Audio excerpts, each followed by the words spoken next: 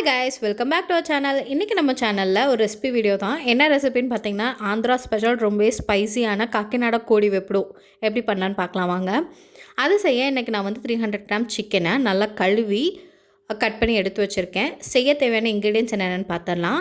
2 medium size பெரிய வெங்காயத்தை சின்ன சின்னதாக கட் பண்ணி வச்சுருக்கேன்.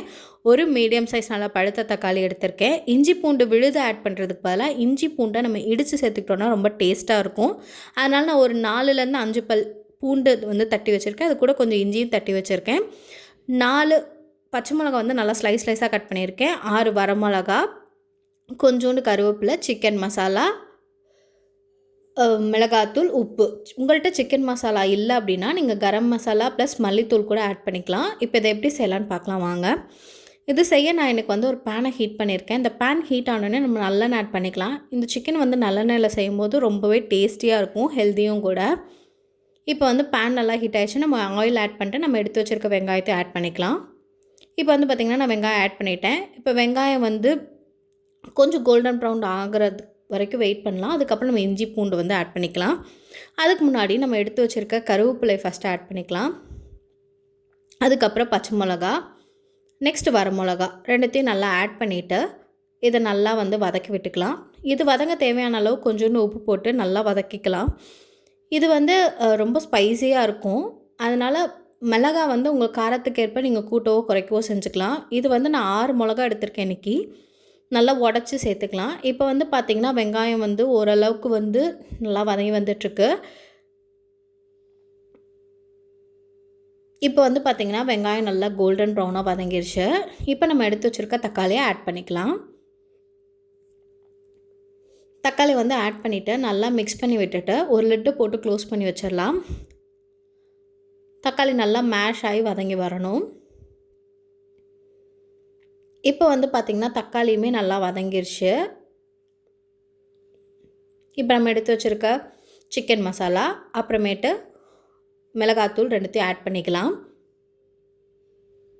ஆட் பண்ணிவிட்டு நல்லா மிக்ஸ் பண்ணி விடுங்க. இதில் இருக்க பச்சை வாசனை போனதுக்கப்புறம் நம்ம சிக்கன் ஆட் பண்ணிக்கலாம். நல்லா மிக்ஸ் பண்ணி விட்டுருங்க. இப்போ வந்து பார்த்திங்கன்னா நல்லா மிக்ஸ் ஆகிடுச்சு. இப்போ அந்த மசாலா இருக்க பச்சை வாசனை போயிடுச்சு. இப்போ நம்ம எடுத்து வச்சுருக்க சிக்கன் வந்து ஆட் பண்ணிக்கலாம். சிக்கன் ஆட் பண்ணிவிட்டு நல்லா கலந்து விட்டுட்டுங்க. இதிலே வந்து தண்ணி வரும். நம்ம எக்ஸ்ட்ரா தண்ணி எதுவும் ஆட் பண்ண தேவையில்லை. அதனால் ஒரு லிட்டு போட்டு மட்டும் க்ளோஸ் பண்ணி வச்சிடலாம்.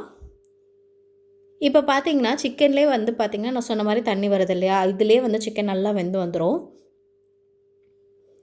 இப்போ பார்த்திங்கன்னா நம்ம சிக்கன் நல்லா வெந்துருச்சு.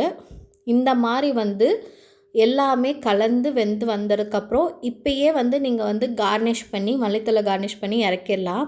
இல்லை எனக்கு இன்னும் வந்து கொஞ்சம் ட்ரையாக வேணும் அப்படின்னா இதே மாதிரி சிம்மில் வச்சு இன்னும் நல்லா ஸ்டிர் பண்ணிகிட்டே இருந்தீங்க அப்படின்னா நல்லா ட்ரை ஆகிடும்.